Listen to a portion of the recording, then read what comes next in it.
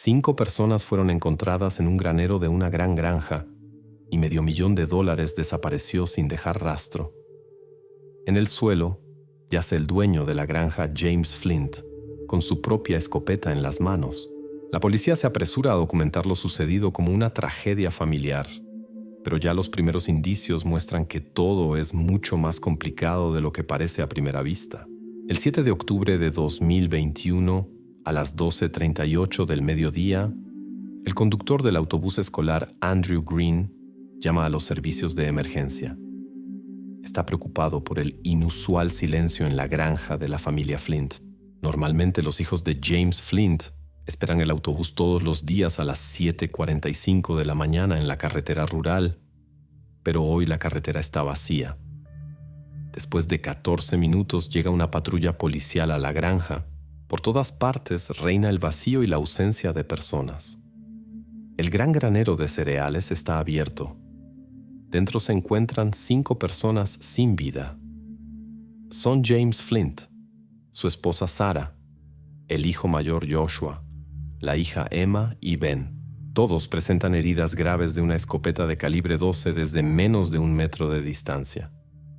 Junto a James, yace en el suelo de concreto su propia escopeta Winchester SXP, oficialmente registrada a su nombre. La policía documenta inmediatamente la versión de una tragedia familiar en el informe oficial número 21-101-778, pero ya los primeros indicios recolectados sugieren que las conclusiones apresuradas podrían ser incorrectas. Los agentes criminales examinan atentamente los casquillos encontrados en la escena del incidente. En los fulminantes se distinguen claramente microdefectos del percutor del arma. La pericia establece rápidamente que estos defectos no coinciden con la escopeta Winchester que pertenecía a James Flint. En palabras simples, se disparó con otra arma que no está presente en la escena del incidente. Al mismo tiempo, la policía comienza a revisar las grabaciones de la cámara de vigilancia instalada en la entrada del granero. La cámara muestra cómo a las 3:57 de la madrugada alguien entra usando una tarjeta magnética con el código ID 04A7D3. La verificación de los protocolos de la granja muestra que esta credencial pertenece al conductor Victor Hoffman. Victor es un trabajador de temporada que nunca perdió un turno, pero precisamente hoy ya no es localizable.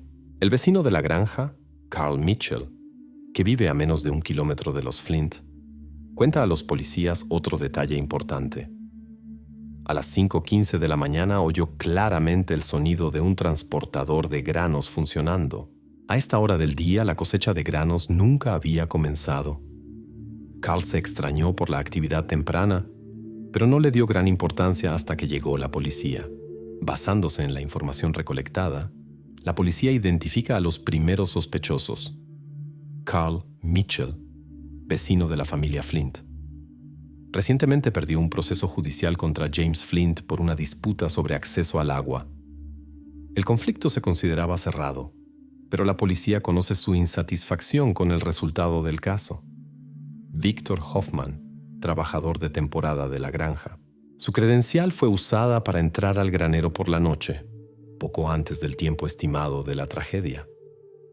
La desaparición repentina y la ausencia en el lugar de trabajo generan grandes interrogantes. Esa misma mañana, un turista llamado Alan Graham se dirige a la policía y reporta que hacia las 4:20 de la madrugada vio la camioneta azul de Carl Mitchell cerca de los silos de granos de la granja Flint. Carl mismo niega haber estado allí a esa hora.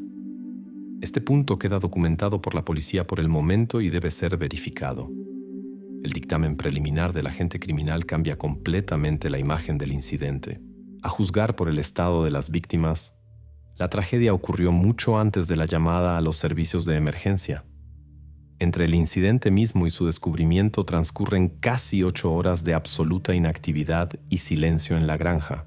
La policía debe reconocer que la versión inicialmente obvia pierde peso rápidamente. Las investigaciones estrechan rápidamente el círculo de sospechosos. Después del primer examen de la escena del incidente en el granero de cereales, la policía dirige su atención al vecino más cercano, Carl Mitchell.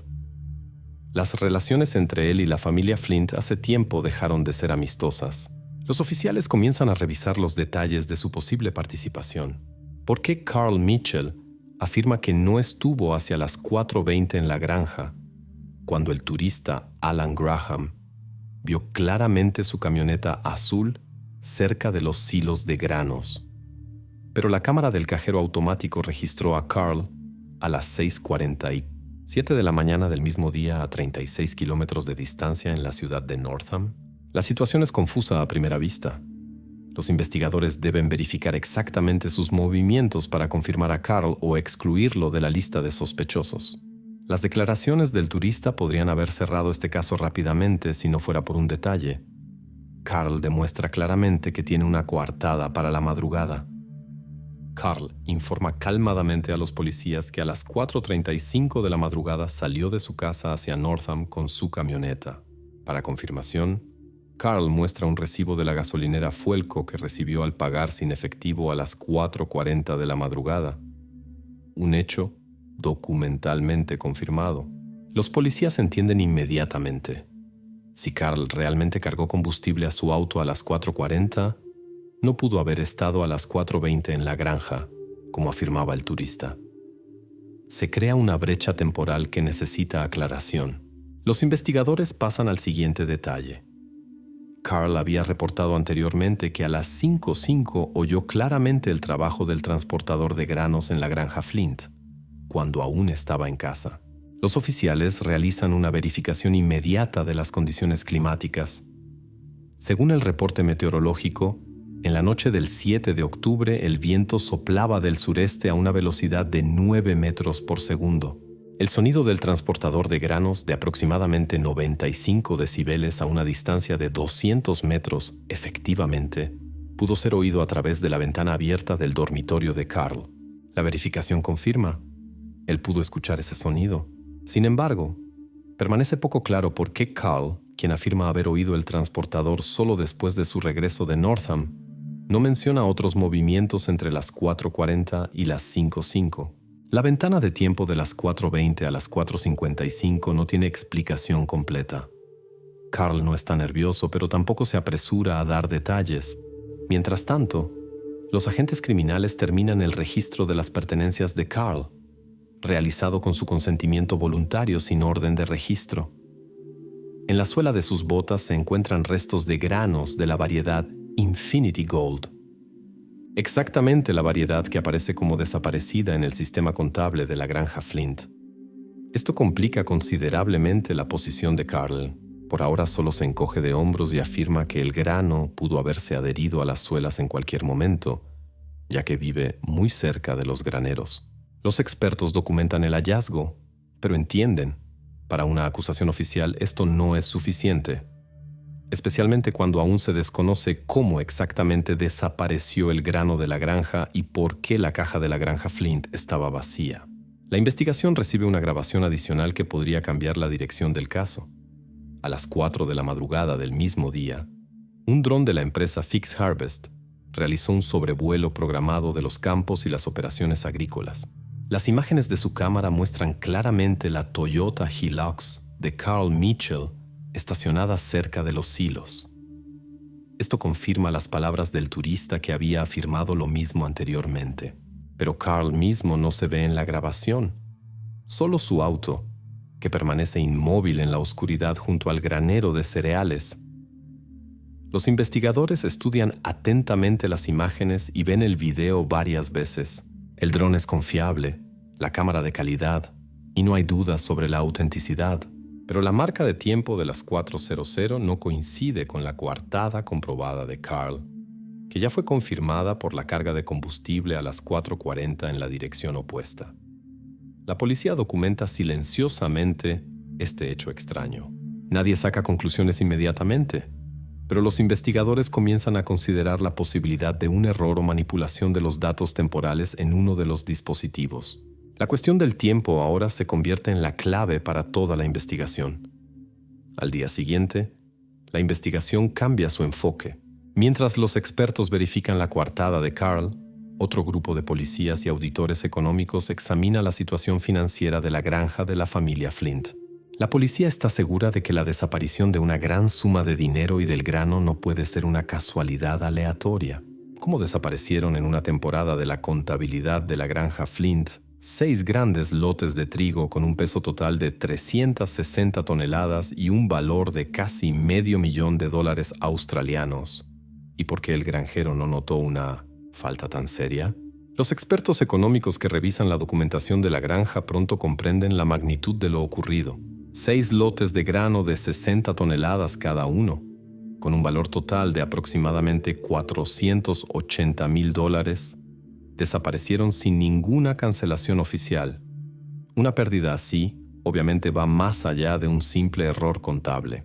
En la verificación detallada, el auditor de E.T. encuentra una billetera de criptomonedas oculta en la red de la granja. A esta billetera llegaron fondos regularmente en el periodo de junio a septiembre de 2021. En total se realizaron 6 transacciones, cada una exactamente por $80,000 australianos. Juntas suman los mismos 480,000 que coinciden con la suma del faltante de grano. La verificación de los datos del intercambio de criptomonedas Binance confirma que la dirección IP desde la cual se realizaron las transferencias está directamente conectada con el router de la granja Flint. Estos datos excluyen interferencia externa y muestran que las transacciones fueron realizadas por alguien desde adentro, una persona que tenía acceso al router de la granja. Ahora es obvio que alguien de los trabajadores o personas cercanas al granjero secretamente retiró dinero. La investigación se profundiza en el análisis de los informes de producción de la empresa Fix Harvest, que se ocupaba del transporte del grano de la familia Flint. El economista principal de la empresa explica a la policía que, según su documentación, aproximadamente 8% de toda la cosecha de la granja fue cancelada como pérdidas en transporte y almacenamiento. Esta cifra excede significativamente el indicador usual para otras empresas de la región, donde el estándar de pérdidas raramente supera el 2%. Los policías examinan la correspondencia de Sarah Flint, la esposa del granjero. El 17 de septiembre envió a los colegas de la granja un mensaje que ahora parece sospechoso. Escribió: «Alguien constantemente corta nuestra norma. Víctor jura que el grano en el embudo sudó, pero ya dudo». Esto significa que Sarah estaba informada sobre el problema mucho antes de la tragedia y comenzó a sospechar de uno de los empleados, el conductor Víctor Hoffman. Hoffman vuelve a ser una figura de interés para la policía. Sus palabras sobre que el grano supuestamente se echó a perder en el proceso de almacenamiento ahora parecen o un error honesto o parte de un esquema cuidadosamente planeado. En la policía surge una versión preliminar de que James Flint mismo se ocupaba de la venta ilegal de grano y pudo haber retirado dinero independientemente en criptomonedas. Posiblemente documentó intencionalmente estas operaciones sin registrarlas en la contabilidad, y cuando la situación se salió de control y se volvió obvia, decidió tomar medidas extremas y organizó la tragedia en el granero. Por el momento, la policía no tiene suficientes pruebas para confirmar ni refutar esta versión. Permanece solo como una suposición preliminar de la investigación. Esa misma mañana, la policía recibe el dictamen final del perito judicial que había trabajado en la escena del incidente. El examen minucioso de las heridas de James Flint muestra un ángulo de entrada inusual de la carga de perdigones, 62 grados hacia abajo y a la izquierda. El experto señala claramente que con un disparo independiente de un diestro con un cañón corto, tal ángulo es imposible de lograr. Este hecho refuta completamente la versión oficial original. Ahora se hace evidente para la policía que la tragedia en el granero fue una puesta en escena planeada por alguien más. James Flint, originalmente presentado como el principal culpable, ahora oficialmente se convierte en víctima. La investigación regresa nuevamente al círculo de sospechosos, entre los cuales están Carl Mitchell y el conductor Víctor Hoffman. El motivo ahora es obviamente financiero, pero sacar conclusiones concretas aún es prematuro. 2 meses después de la tragedia, Víctor Hoffman regresa a la zona y toma nuevamente un trabajo de temporada como conductor. La policía obtiene inmediatamente la orden de arresto número 21.180 para su detención y citación a interrogatorio oficial. Víctor viene voluntariamente. Se comporta calmado y seguro. como si no dudara de su propia inocencia. ¿Por qué los microdefectos en los casquillos de la escena del incidente coinciden con la escopeta modelo Browning BPS que Victor Hoffman había vendido un mes antes de los eventos a través del club de tiro Perth Shooting Association? Los investigadores finalmente reciben la pericia balística. Hasta este momento, el laboratorio estatal Perth Forensics había estado parado debido a medidas de cuarentena por corona y estaba sobrecargado con casos en curso. Ahora los resultados están listos y se dan a conocer a los investigadores recién a mediados de diciembre. Los expertos en balística dan una conclusión clara. Los microdefectos en los fulminantes de los casquillos encontrados en la granja coinciden completamente con las huellas características dejadas por la escopeta lisa Browning BPS. Según los datos oficiales del Club Perth Shooting Association, Victor Hoffman efectivamente poseía tal arma y vino personalmente el 2 de septiembre de 2021 a las instalaciones del club para la inspección y preparación del arma para la venta. Sin embargo, cuando los policías presentan estos hechos a Victor, él no muestra confusión. En cambio, informa que vendió la escopeta a través de un negocio privado aproximadamente un mes antes de la tragedia. Los detalles del negocio son confirmados por el club, donde el arma fue oficialmente ofrecida para la venta. En el interrogatorio oficial bajo juramento, Victor Hoffman cuenta a la investigación su versión. Según sus palabras, la escopeta Browning BPS desapareció en la noche del 15 de septiembre de su camioneta. Asegura que inmediatamente después de la desaparición intentó encontrar el arma independientemente, pero no hizo denuncias a la policía o la compañía de seguros. Por lo tanto, no hay confirmación oficial de la pérdida del arma en Victor, y su versión permanece solo como sus declaraciones personales. Los policías no se apresuran a creer esta historia. Sin embargo, hasta ahora no tienen pruebas directas de que Victor esté mintiendo. Esto le deja una pequeña posibilidad de explicar convincentemente por qué casquillos disparados desde su antigua escopeta estaban en la escena del incidente. Paralelamente, otro grupo de investigadores cierra oficialmente la cuestión de la participación del vecino Carl Mitchell. El turista Alan Graham, quien previamente insistía en haber visto la camioneta de Carl a las 4:20 de la mañana en Los Cilios, precisa sus declaraciones. Durante el interrogatorio repetido, identifica el auto con seguridad por la iluminación nocturna específica de la plataforma de carga que está instalada exactamente en la camioneta de Carl. Pero después de la verificación minuciosa de los datos del dron de la empresa Fix Harvest, se descubre un error grave. La marca de tiempo 400 en el video resultó ser el resultado de un error del servidor NTP. En realidad, el auto de Carl fue grabado ya a las 6:00. Esto coincide completamente con la coartada previamente documentada de Carl. Por lo tanto, Carl Mitchell es oficialmente excluido de los sospechosos en este caso. Mientras Victor hace sus declaraciones, los expertos terminan el análisis profundo de la información electrónica que fue confiscada en los primeros días después de la tragedia. Los investigadores verifican cuidadosamente los datos técnicos de la tableta de Victor Hoffman, que fue confiscada el 8 de octubre. Al comparar la dirección MAC del dispositivo con el volcado DHCP del router de la granja Flint, los investigadores obtienen una coincidencia convincente.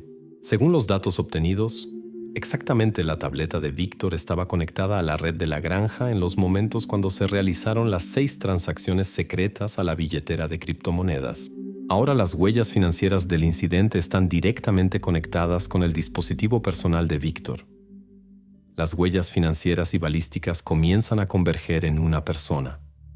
La investigación entra en la fase final. A los policías ahora solo les queda una pregunta por responder que permanece sin explicación. ¿Cómo pudo Victor llevarse sin ser visto 360 toneladas de grano de la granja y abandonar la escena del incidente mucho antes del amanecer, mientras que en los registros oficiales de CCTV no apareció hasta cerca de las 6 de la mañana en la ciudad vecina? La sala de sesiones del Tribunal Supremo de Perth está abarrotada.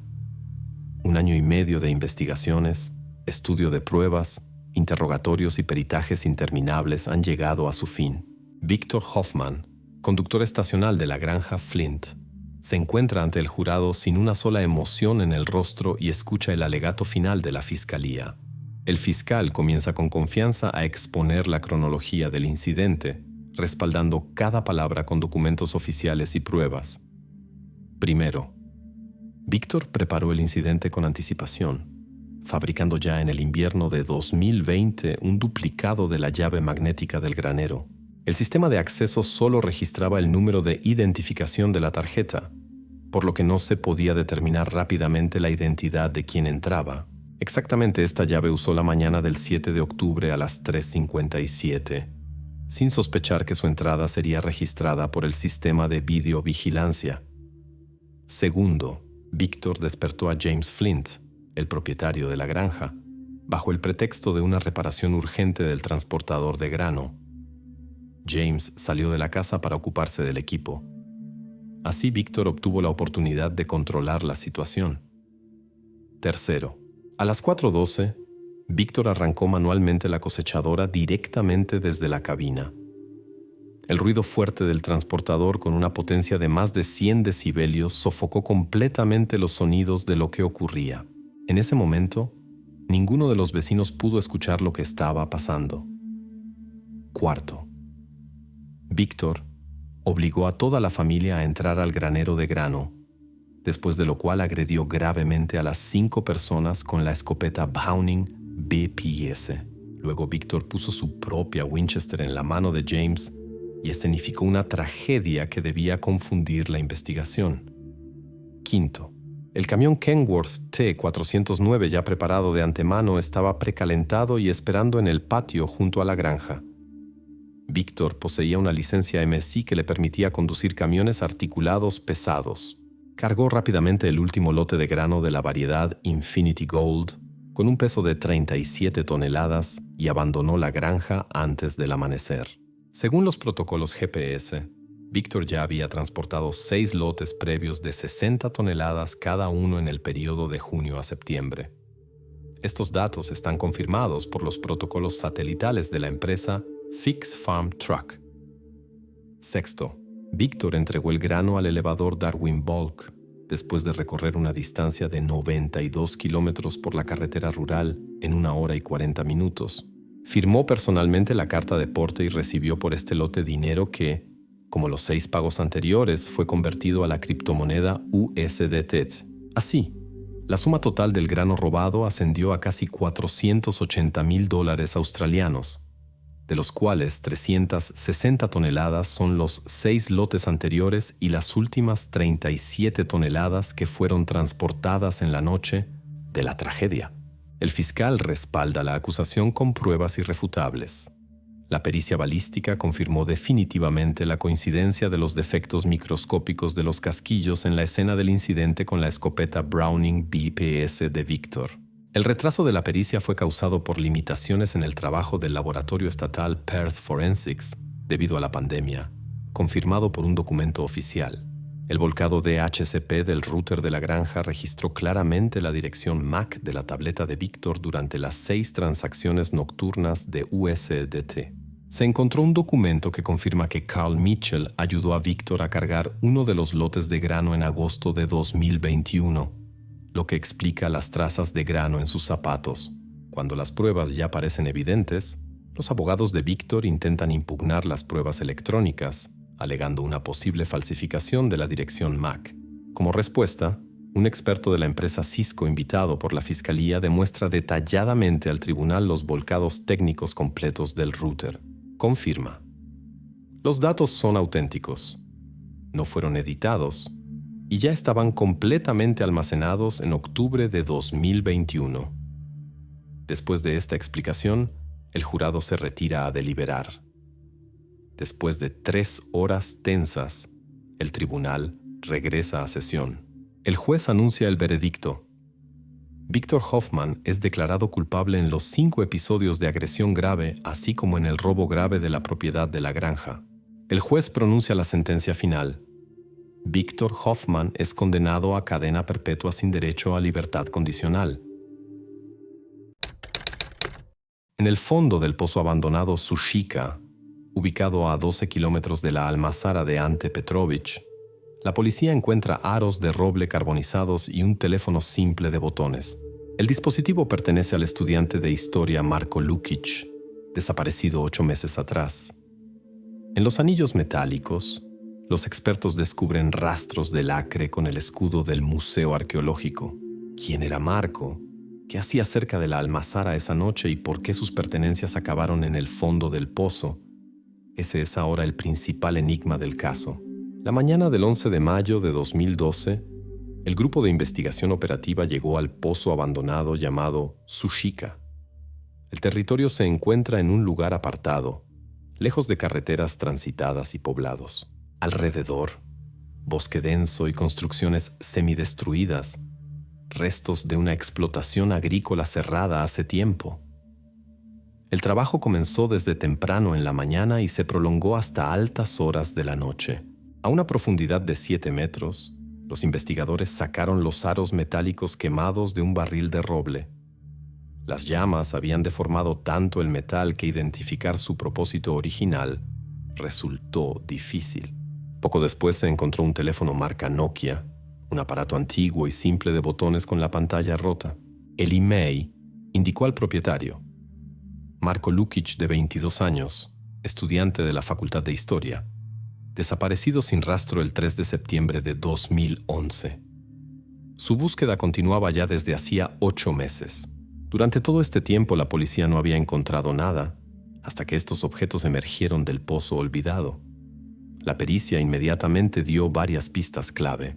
En los aros se descubrió una capa microscópica de lacre con la impresión del escudo del Museo Arqueológico local. El teléfono de Lukic había permanecido en silencio desde las 22:42 de esa misma tarde. Ese es el último momento confirmado en que el estudiante aún estaba comunicado. También la investigación obtuvo una grabación de video de la cámara número 2 de la tienda de la gasolinera Stablinak. Captó una vieja Niva verde con remolque cubierto por una lona a las 22:10. El vehículo se dirigía hacia la almazara de Ante Petrovic. Las sospechas recayeron inmediatamente sobre 2 personas. El primero, Ante Petrovic, propietario de la almazara. Hombre de 56 años, tranquilo, reservado, con reputación de empresario honesto. Pero en los círculos locales circulaban desde hacía tiempo rumores sobre sus extraños viajes nocturnos y el olor a quemado que se percibía periódicamente desde el territorio de la empresa. El segundo sospechoso, el vigilante de las excavaciones arqueológicas, Nenad Kulic. Hombre de 43 años, delgado y silencioso. Antes de este caso ya había sido procesado por venta de monedas antiguas en la feria local. Entonces Kulic afirmaba que había sido un hallazgo casual. El museo verificó sus palabras, la pista resultó falsa y el caso se cerró. Sin embargo, ahora, después del hallazgo del lacre en el barril, las monedas volvieron a interesar a los investigadores. ¿No fueron estas monedas parte de algún evento mayor, en el cual también se vio involucrado el estudiante desaparecido Marko Lukic? Por ahora esta línea de investigación permanecía abierta, pero se verificaba nuevamente con mayor minuciosidad. Los investigadores obtuvieron rápidamente la orden judicial número 173/2012 y comenzaron a estudiar las operaciones financieras de Ante Petrovic. Cuentas, pagos, movimientos de dinero. Todo se examinaba cuidadosa y sistemáticamente. Atención especial atrajo la actividad de las cuentas bancarias en el período de desaparición del estudiante, especialmente las transacciones grandes o inusuales. Durante ese día también se reunieron cerca del pozo habitantes locales. Entre ellos estaba el padre del estudiante desaparecido, un hombre silencioso, que se mantenía apartado de todos y seguía atentamente el trabajo de la policía. Esperaba encontrar al menos algo capaz de arrojar luz sobre la desaparición de su hijo. Al anochecer, llegó un mensaje de la pericia médico-legal. En la superficie interior de los aros metálicos, se descubrieron fibras de tela ennegrecidas. Los expertos confirmaron, son restos de ropa humana, quemada junto con el barril. Los investigadores ahora están definitivamente convencidos de que los objetos encontrados en el pozo están relacionados con la desaparición de Marko Lukic. Pero las preguntas principales quedaron sin respuesta. ¿Qué pasó exactamente esa noche? ¿Por qué las pertenencias del estudiante acabaron aquí? ¿Y quién trató de ocultar las huellas del crimen tan minuciosamente? En la siguiente etapa, la investigación pasará al estudio de las operaciones financieras de Petrovich, que pueden explicar mucho en este caso enredado. La mañana del 2 de septiembre de 2011, Ante Petrovich, propietario de una pequeña almazara, la pasa en el banco Zadar Kreditna. Los empleados estaban acostumbrados a verlo regularmente, siempre correcto, tranquilo y preciso en asuntos financieros. Habitualmente, cada transacción tenía un propósito claro y confirmación documental. Este día, Petrovich retira de una vez 45,000 kunas en efectivo. El destino no se indica. Petrovich no parece preocupado o agitado. El empleado bancario más tarde señaló a la policía que el empresario actuaba naturalmente, como siempre, serena y tranquilamente. El único detalle inusual fue la ausencia de explicación para tan gran suma. Ante habitualmente prefería los pagos sin efectivo y seguía cuidadosamente la documentación contable. A las 12:35, la cámara de vigilancia exterior del puerto de Pakostan captó a Petrovich en compañía de un hombre desconocido.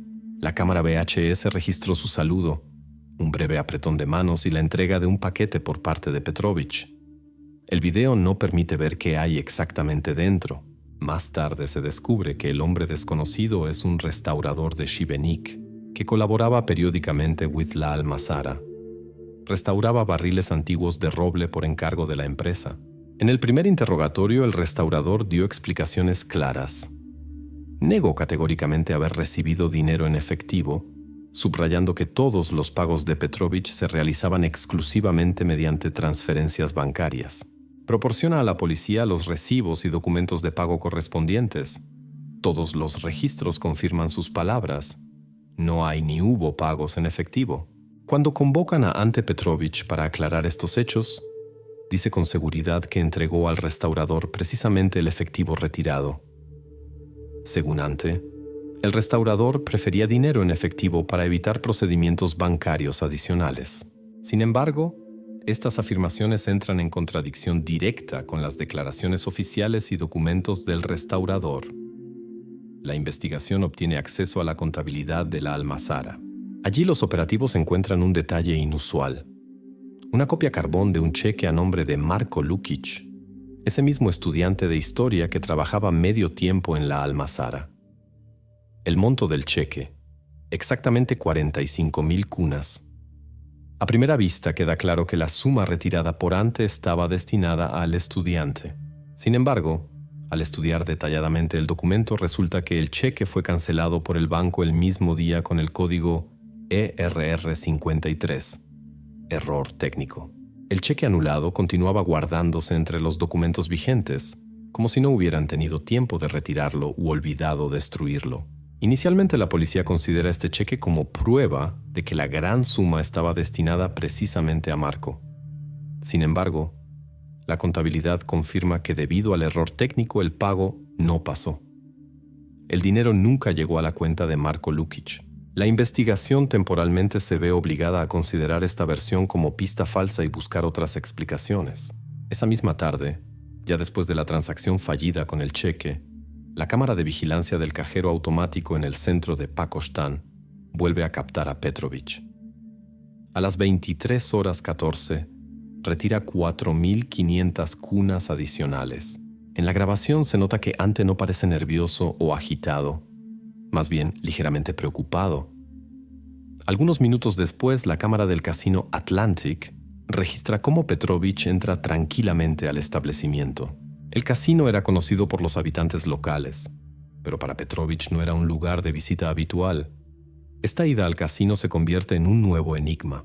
La investigación trata de entender si están relacionadas de alguna manera las dos operaciones de retiro de efectivo en el mismo día: la gran suma por la mañana y la pequeña suma por la noche, antes de entrar al casino. El comportamiento de Petrovich contradice su prudencia y previsión habituales. En este momento, el investigador decide verificar los documentos oficiales relacionados con el empleo de Marko Lukic. Inmediatamente se dirige una solicitud a la contabilidad de la almazara para estudiar el original del contrato laboral del estudiante. La investigación supone que si hubo algunos arreglos no oficiales, esto pudo ser el punto de partida de los eventos posteriores que llevaron a la desaparición de Marko. 3 semanas antes de que su nombre apareciera en los protocolos policiales, el estudiante Marko Lukic había repentinamente aplazado la rendición de exámenes importantes. Para sus compañeros de curso, tal comportamiento parecía extraño, pues Marko era conocido como un estudiante disciplinado que nunca faltaba a clases sin razones serias. Sin embargo, ese día busca entre conocidos precisamente trabajo nocturno. En los anuncios que Marko deja en los chats estudiantiles locales y en los tableros del dormitorio, se indica urgente, así como una nota, tarifa doble. Tal generosidad de los empleadores habitualmente despierta desconfianza, pero Marko en ese momento evidentemente está movido por una necesidad apremiante. Más tarde en el curso de una conversación con la madre de Marko, los investigadores descubren la razón de la urgencia. Ella menciona que su hijo había acumulado una deuda por alojamiento en el dormitorio universitario. El monto de la deuda es considerable para un estudiante: 8,000 kunas. La madre cuenta tranquilamente, subrayando que su hijo nunca antes había caído en situaciones financieras difíciles. No conoce la razón de la formación de la deuda y supone que Marko no quería preocuparla con detalles innecesarios. Esta versión también es confirmada por un compañero de curso de Marko llamado Pavel. Este explica a los investigadores que Marko tenía otro gasto financiero extraño. El estudiante quería desde hacía tiempo adquirir un reloj inteligente caro, pero no podía permitirse un modelo completamente nuevo. Finalmente encontró un anuncio y compró un ejemplar usado, dando al vendedor solo el anticipo. Exactamente 2,000 kunas. Prometió pagar el resto más tarde. La investigación estudia minuciosamente la historia del reloj. Los policías hacen preguntas directas a Pavel, tratando de entender dónde se encuentra este reloj ahora y por qué Marko no se las arregló definitivamente. El compañero de curso responde con seguridad que Marko no logró reunir la suma completa y que no volvió a ver el reloj después de esa transacción. Pavel también recuerda que el vendedor del reloj era un joven revendedor local de electrónicos llamado Branko. Este nombre inmediatamente es registrado por la policía. Branko tiene una reputación ambigua. Es conocido por pequeñas transacciones y viajes frecuentes a países vecinos. Branko rápidamente se convierte en persona de interés para la policía. Durante la primera conversación confirma la transacción con Marko. También reconoce haber dado al estudiante el contacto de cierto número esloveno, afirmando que esa persona a menudo ofrecía buen dinero por trabajo simple, que se realizaba habitualmente en horario nocturno.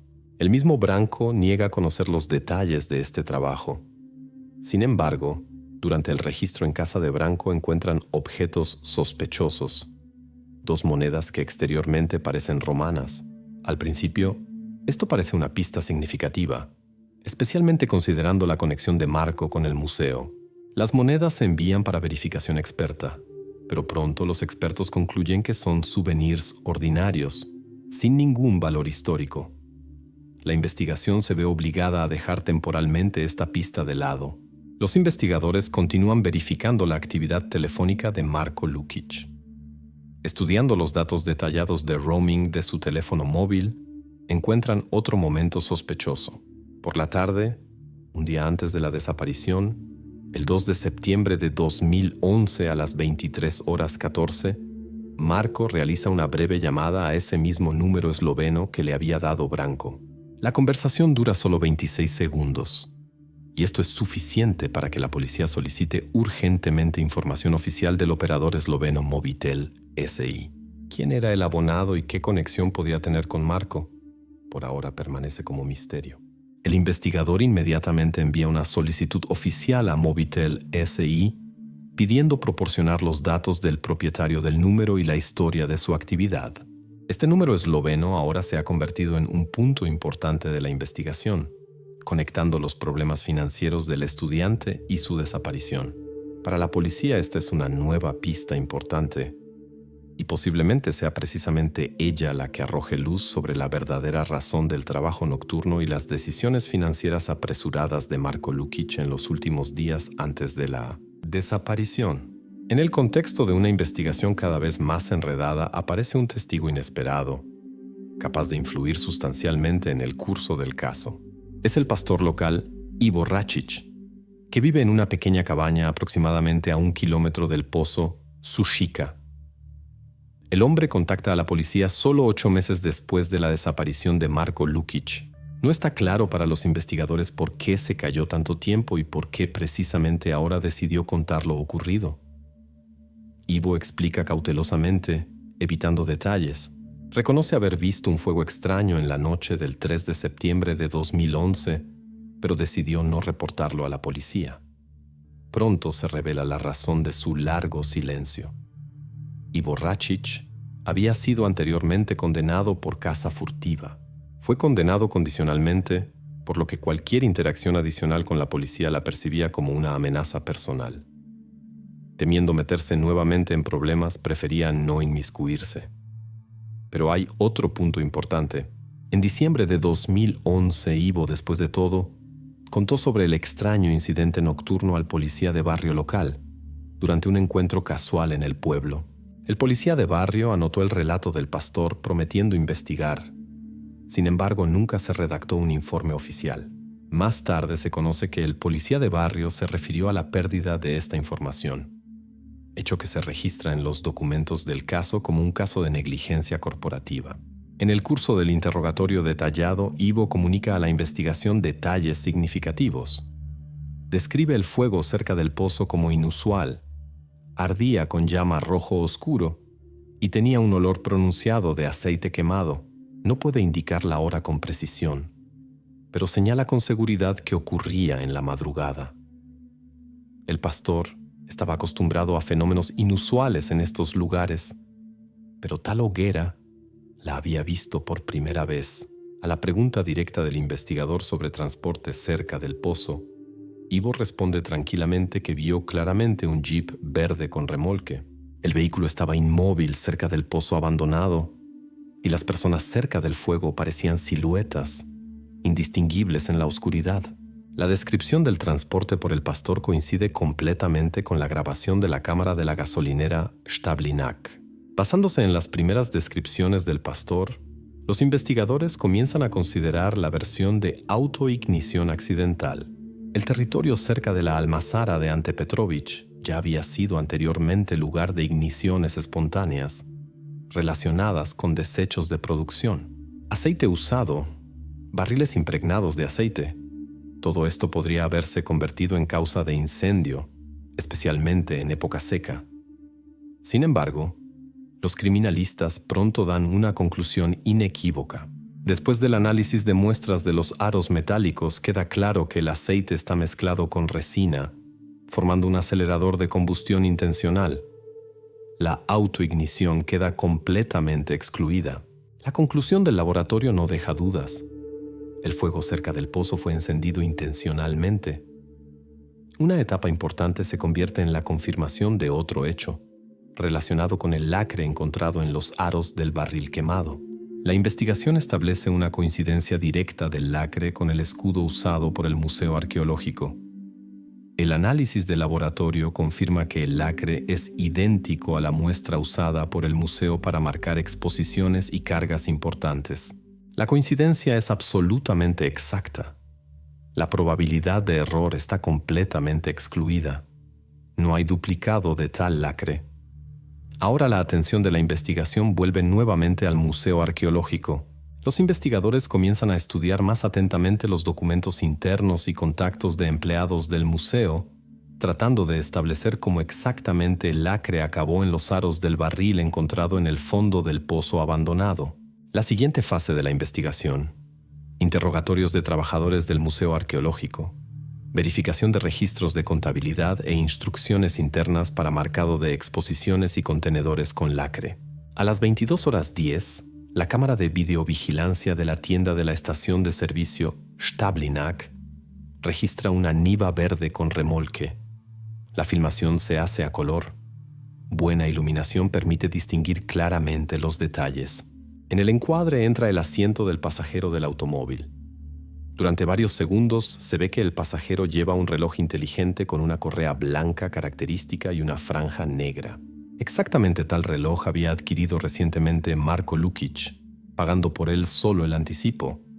Testigo de esa tarde se convierte la cajera de la tienda, trabajando en turno. La mujer más tarde describe detalladamente a la policía la apariencia del conductor. Recordó su comportamiento nervioso. Literalmente se agitaba, constantemente miraba alrededor y evitaba el contacto visual.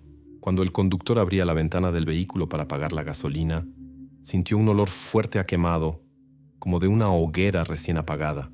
Cuando la policía se dirige nuevamente a Ante Petrovic, propietario de la Almazara, con preguntas sobre sus desplazamientos esa noche, responde sin vacilar que había ido por aceitunas. Ante afirma que con él estaba un trabajador de temporada, que puede confirmar sus palabras. La investigación rápidamente verifica esta declaración, dirigiéndose directamente a los trabajadores de la empresa. Los empleados de la Almazara confirman oficialmente que ese día el almacén, de donde habitualmente cargan aceitunas, estaba completamente vacío ya a las 20 horas y todos los trabajadores de temporada hacía tiempo que se habían ido a casa. Esto contradice las palabras de Petrovic y cambia radicalmente la actitud de la investigación hacia sus testimonios. La segunda versión, surgida en el curso del análisis de la grabación de video, consistía en que en el asiento del pasajero podía encontrarse el vigilante de las excavaciones arqueológicas, Nenad Kulic. La altura del pasajero, según estimaciones preliminares, coincidía completamente con la altura de Kulic, lo que daba fundamentos para verificar esta versión. Sin embargo, la verificación detallada de instituciones médicas excluyó a Kulic de la lista de sospechosos. Los policías descubrieron que a las 21:35 del mismo día había sido hospitalizado de urgencia con apendicitis aguda y hasta la mañana del día siguiente permaneció en el hospital bajo estricta observación médica. Este hecho fue confirmado documentalmente y la versión sobre la participación de Kulic fue completamente cerrada. Así, la suposición inicial de la investigación de que el pasajero podía ser precisamente Kulic se excluye completamente.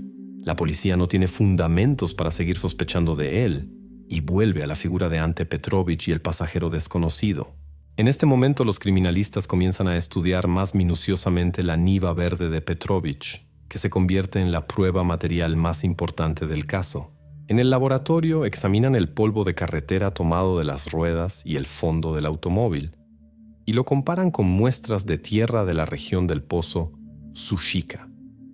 El resultado del análisis resulta decisivo. Los expertos establecen una correspondencia inequívoca de la composición mineralógica del polvo de carretera de la niva de Petrovic con las muestras de tierra de la región del pozo kárstico Sushika. Esta coincidencia exacta excluye la probabilidad de llegada accidental de este polvo al automóvil e indica inequívocamente que el vehículo se encontraba cerca del pozo precisamente esa noche. A partir de este momento, la investigación excluye definitivamente la casualidad y se convence de que la niva verde está directamente relacionada con la desaparición de Marko Lukic. El grupo investigativo toma la decisión de abrir una nueva fase de investigación, concentrada en la reconstitución detallada de la ruta de desplazamiento de la niva verde. Para esto se solicitan datos adicionales de cámaras de videovigilancia, ubicadas en posibles rutas de circulación del automóvil, para establecer con máxima precisión los desplazamientos de Petrovic esa noche. Para la policía se vuelve críticamente importante responder a dónde exactamente se dirigía el vehículo después de la visita a la gasolinera y por qué el conductor estaba tan inquieto que incluso un testigo casual notó su comportamiento. La mañana del 4 de septiembre de 2011, la madre de Marko Lukic, ordenando las pertenencias de su hijo en la habitación del dormitorio, encuentra un papel extraño, clavado al tablero de anuncios sobre su mesa. Es un pequeño volante con la inscripción «Viajes nocturnos, pago doble». El número telefónico en el anuncio inmediatamente atrae su atención. Código de Eslovenia, PLAO 386. Lo reconoce, recordando que su hijo antes había mencionado este contacto en conversaciones sobre trabajo adicional. Para la madre esto se convierte en una señal de alarma. sobre lo cual inmediatamente informa a la policía. El número telefónico rápidamente cae bajo la atención minuciosa de la investigación. La solicitud policial al operador Movitel SI regresa con resultados claros, aunque no muy consoladores. La tarjeta SIM estaba registrada a nombre de una empresa eslovena de un día, Maribor Cargo d.o.o. Según los registros oficiales de Eslovenia, la empresa fue creada y cerrada en cortos plazos, liquidada el 12 de octubre de 2011, poco más de un mes después de la desaparición de Marko. La empresa no dejó prácticamente ningún rastro en los registros públicos, aparte del nombre y fecha de liquidación. Los datos de contacto de sus representantes están ausentes. No hay oficinas en las direcciones oficiales desde hace tiempo. La policía inmediatamente trata de llamar al número indicado, pero el teléfono resulta inactivo. El operador confirma que la conexión fue cortada poco después de la liquidación de la empresa. La investigación solicita al operador esloveno datos más detallados sobre el tráfico del número y obtiene una pista importante. Según el registro de tráfico, la tarde del 3 de septiembre de 2011, el abonado recibió un mensaje de texto entrante que contenía solo coordenadas. Estas coordenadas indicaban inequívocamente el puerto de Ploče. Simultáneamente, la policía termina la verificación de la versión con el revendedor Branko. Anteriormente habían sido encontradas en su poder 2 monedas, exteriormente parecidas a romanas. La conclusión experta refuta completamente su valor histórico, confirmando que son souvenirs turísticos ordinarios, sin ninguna relación con el caso. Branko oficialmente se excluye del número de sospechosos. Su papel y versión quedan completamente cerrados. Mientras tanto, en el puerto de Ploče, la policía comienza el estudio de grabaciones de cámaras de videovigilancia. La cámara del control aduanero, formato PAL, registró los eventos matutinos del día siguiente, 4 de septiembre de 2011 a las 6:50. En la grabación se ve claramente un hombre que alquila un pequeño bote. En el bote se nota una carga, 3 grandes bolsas de polietileno. El hombre en el video resulta ser el mismo desconocido que anteriormente habían visto en la grabación de las cámaras de vigilancia del puerto de Pakostan junto con Ante Petrovic.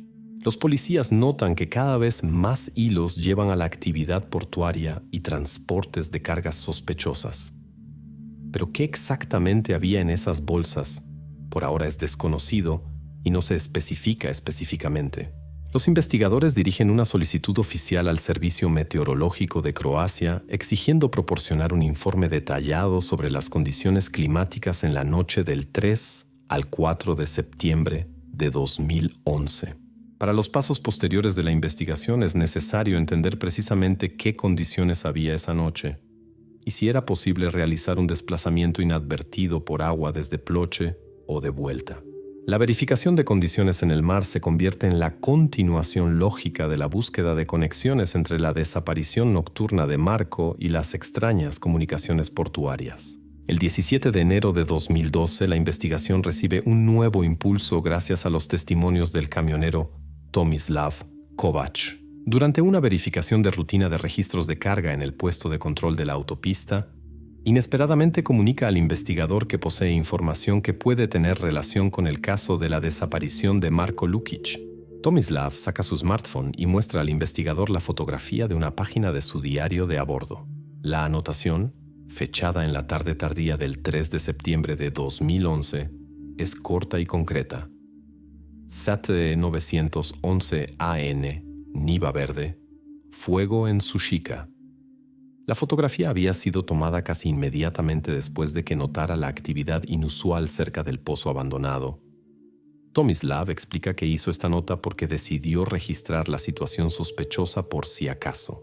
Los investigadores inmediatamente cotejan el número de matrícula indicado en el diario de Tomislav con la base de datos de la policía vial local. El mismo día llega la respuesta oficial de la LDPS. El automóvil con número ZD 911 AN, Niva Verde, pertenece a Ante Petrovic. El 2 de septiembre de 2011, durante el día, este automóvil ya había sido detenido por una patrulla y multado por infracción de las reglas de uso de cinturones de seguridad. Propietario: confirmado. A Petrovich lo convocan nuevamente para interrogatorio, exigiendo explicaciones sobre por qué su vehículo fue notado por el camionero en la noche de la desaparición de Marco. Ante, conservando la calma exterior, inmediatamente responde que esa tarde había prestado el vehículo a su primo, y él mismo no sabe dónde exactamente estuvo por la noche. Los investigadores inmediatamente verifican las palabras de Petrovich.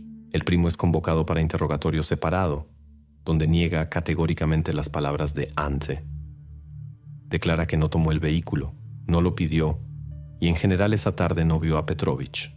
Sus palabras se documentan completamente y se registran en los materiales de la investigación, confirmando ahora claramente el hecho de que Ante Petrovich miente. En este momento el abogado de Petrovich trata de poner en duda la prueba clave, la foto del diario del camionero Tomislav Kovac. La defensa afirma que tal fotografía puede ser fácilmente falsificada y exige una pericia de autenticidad de la imagen. La investigación inmediatamente envía la fotografía para pericia técnica independiente de datos EXIFE. Los expertos verifican minuciosamente las marcas digitales y concluyen que la imagen y la anotación fueron hechas precisamente en la fecha indicada y no sufrieron modificaciones o edición. Así, el intento de desacreditar la prueba importante fracasa y la pista falsa de los abogados queda oficialmente cerrada. Después de obtener la pericia, la Fiscalía da sanción para registro parcial del territorio de la almazara de Petrovich. Durante el registro de las instalaciones, en un local auxiliar se descubre un paquete internacional DHL, no notado anteriormente por la investigación. En el embalaje y en los pliegues de la cinta adhesiva, los criminalistas encuentran un tipo especial de polvo kárstico, por composición mineral completamente idéntico al que había sido encontrado anteriormente en las ruedas de la Niva verde de 1900 Petrovich y cerca del pozo Sushika. Este hallazgo se convierte en una nueva prueba importantísima, que por primera vez conecta directamente la almazara y el lugar de desaparición del estudiante Marko Lukic. Basándose en las pruebas descubiertas, la Fiscalía inmediatamente comienza a preparar una orden para registro completo de toda la propiedad perteneciente a Ante Petrovich. La decisión se toma después de deliberación con los investigadores, que ahora están seguros de que en el territorio de la almazara pueden encontrarse otras pruebas significativas. En este momento la investigación se concentra definitivamente en la figura de Ante Petrovich, a quien ahora le resulta cada vez más difícil explicar los hechos que aparecen. La investigación gradualmente pasa a la fase final. Los investigadores nuevamente estudian minuciosamente los documentos financieros de la almazara de Ante Petrovich y prestan atención a un documento de pago sospechoso, una copia carbón de un cheque a nombre de Marko Lukic, por una suma de exactamente 8.000 kunas. El documento está fechado la tarde del 3 de septiembre de 2011 y firmado personalmente por Ante Petrovich. Al lado hay una nota del sistema, ERR 53, que significa cancelación del pago. Esta suma coincide completamente con la deuda de Marco por alojamiento en el dormitorio, sobre la cual había informado anteriormente su madre. La pregunta ahora consiste en por qué el cheque fue cancelado inmediatamente después del establecimiento. La investigación inmediatamente recurre a un inspector laboral para aclarar el estatus oficial de Marko Lukic en la almazara. El inspector verifica minuciosamente los documentos y concluye que el contrato del estudiante fue concluido oficialmente y era válido hasta el 30 de noviembre de 2011. No se descubrieron infracciones en el establecimiento o en los pagos. La pregunta con el cheque cancelado permanece abierta. El investigador nuevamente convoca a Ante Petrovich para explicaciones. A la pregunta sobre la razón de la cancelación del pago, Ante responde breve y seguramente: Marco no vino al turno esa noche. El dinero se pagaba solo por las horas trabajadas. Sin embargo, los operativos inmediatamente encuentran una contradicción.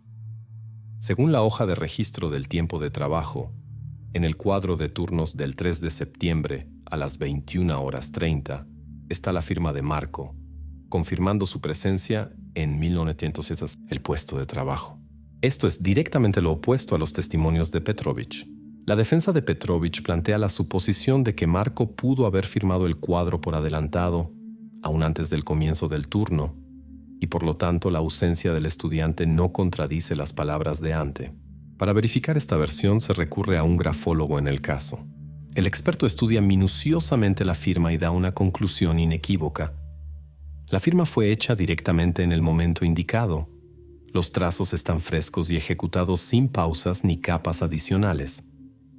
Esta versión de la defensa se refuta oficialmente y se cierra. En el curso de la verificación posterior de documentos de almacén de la almazara, se descubre otra circunstancia extraña. Esa noche, según el inventario, del almacén desaparecieron 3 barriles de roble. La razón de la desaparición no se indica.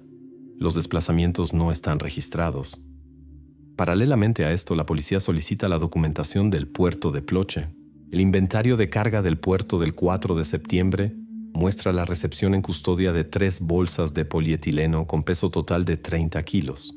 Los expertos notan que el peso de estas bolsas corresponde completamente al peso aproximado de 3 barriles de museo estándar llenos de monedas. Por ahora esto no se dice directamente, pero la conexión se vuelve evidente. Los datos reunidos testifican que entre la desaparición del estudiante, los barriles desaparecidos y la carga en el puerto existe una conexión directa e inequívoca. La investigación comienza a formar una base de pruebas unificada que planea presentar a la Fiscalía. Ahora los investigadores están seguros de que los eventos de esa noche no fueron casuales, sino que llevaron un carácter evidentemente planeado y organizado. El 20 de febrero de 2013, el proceso judicial sobre el caso de la desaparición del estudiante Marko Lukic alcanza su apogeo. En el banquillo de los acusados, el propietario de la almazara Ante Petrović. La sala del tribunal está llena. Entre los espectadores, familiares de Marko, periodistas, investigadores, varios testigos y abogados. La atmósfera es tensa y concentrada. El fiscal comienza a exponer detalladamente la cadena final de pruebas, confirmada por investigaciones y pericias de muchos meses. Lo primero en lo que pone atención el tribunal, la ruta recorrida por el automóvil de Ante Petrović en la noche del 3 al 4 de septiembre de 2011. Según la reconstrucción, a las 21:45, Petrović cargó en el remolque de su Niva verde 3 barriles de roble con monedas romanas, robadas del Museo Arqueológico. Con él estaba Marko, que en ese momento aún se encontraba vivo. La pericia técnica confirmó que el peso de la carga y el pasajero era admisible para ese vehículo. A las 22:10 el vehículo fue registrado por la cámara de la gasolinera Stablinac. Precisamente en este momento aparecen en el encuadre el reloj de Marko, prueba de que el estudiante efectivamente se encontraba en el vehículo. A las 22:35, después de 12 kilómetros por camino de tierra, el automóvil alcanzó el pozo Sušica. Allí, según las conclusiones del fiscal, las monedas fueron transbordadas de los barriles a bolsas de polietileno. Luego Ante usó un acelerador especial, mezcla de aceite y resina, para incendiar los barriles vacíos. En este mismo momento, Marko, ya sin vida, fue colocado en el pozo, sobre lo cual declaró directamente la pericia judicial de ADN obtenida de las fibras quemadas de ropa. Después de esto, Ante se dirigió hacia la bahía de Dubrava. El informe meteorológico confirmó que la noche era sin luna, el viento no excedía 2 metros por segundo, y la patrulla de guardacostas en ese momento trabajaba significativamente más al sur, asegurando al acusado un corredor libre para el desplazamiento. A las 3:30 de la madrugada del 4 de septiembre, Petrović llegó a la bahía de Dubrava, donde cargó las bolsas con las monedas en un bote alquilado de antemano. A las 6:50 de la mañana del mismo día, entregó la carga en el puerto de Ploče al representante de la empresa eslovena de un día, registrada en ese mismo número esloveno desde el cual Marko anteriormente había recibido SMS. El juez se detiene separadamente en los motivos financieros de Ante Petrović. La investigación probó que las 45.000 kunas retiradas por Petrović de la cuenta constituían el anticipo recibido del comprador de las monedas robadas. Las 4.500 kunas adicionales, retiradas tarde en la noche del mismo día y gastadas en el casino, fueron un intento de ocultar el ingreso ilegal, lavando dinero. La historia falsificada con la copia carbón del cheque de 8.000 kunas, cancelado inmediatamente después del establecimiento, Tenía como objetivo ocultar el no pago a Marco del dinero por su papel en el trabajo nocturno. La firma de Marco en el cuadro, confirmada por el grafólogo, resultó verdadera, puesta a las 21:30. Esto significaba que Marco había cumplido completamente su parte del contrato, pero nunca recibió el dinero prometido. La defensa de Petrovich trata con un último argumento de indicar que los restos completos de Marco nunca fueron encontrados, y por lo tanto el asesinato supuestamente no está completamente probado. El tribunal rechaza categóricamente este argumento, declarando que los fragmentos existentes y la cadena de pruebas irrefutables son suficientes. Todas las otras versiones de la defensa, enunciadas anteriormente y verificadas por la investigación, fueron definitivamente cerradas por pericias y conclusiones oficiales. En los últimos minutos del proceso, el fiscal enumera calmada y metódicamente las pruebas principales, subrayando la conexión irrefutable de Ante Petrovich con el lugar del crimen. Recuerda al tribunal el lacre con el escudo del museo, descubierto en los aros de los barriles quemados. Señala el paquete DHL con polvo kárstico, que coincide perfectamente con la tierra encontrada cerca del pozo Sushika. También el fiscal recuerda la fotografía del camionero Tomislav Kovac, cuyos datos X y EF confirman la autenticidad y prueban inequívocamente la presencia del automóvil de Petrovich esa noche fatal cerca del pozo. Y finalmente, el fiscal cita los datos de la pericia criminalística, según los cuales el polvo de carretera extraído de la niva de Petrovich coincide exactamente con la composición mineralógica del suelo del lugar del crimen. Ahora ya no quedan dudas sobre la culpabilidad del acusado. Después del discurso final del fiscal y la última palabra de la defensa, el tribunal se retira a deliberación. Media hora después, el juez regresa y lee el veredicto. Ante Petrovich es declarado culpable del asesinato de Marko Lukic, robo de valores históricos e intento de ocultación del crimen. Sentencia: 22 años de privación de libertad con confiscación de bienes. Petrovich, al ser sacado de la sala, pronuncia seca y brevemente solo una palabra: apelar.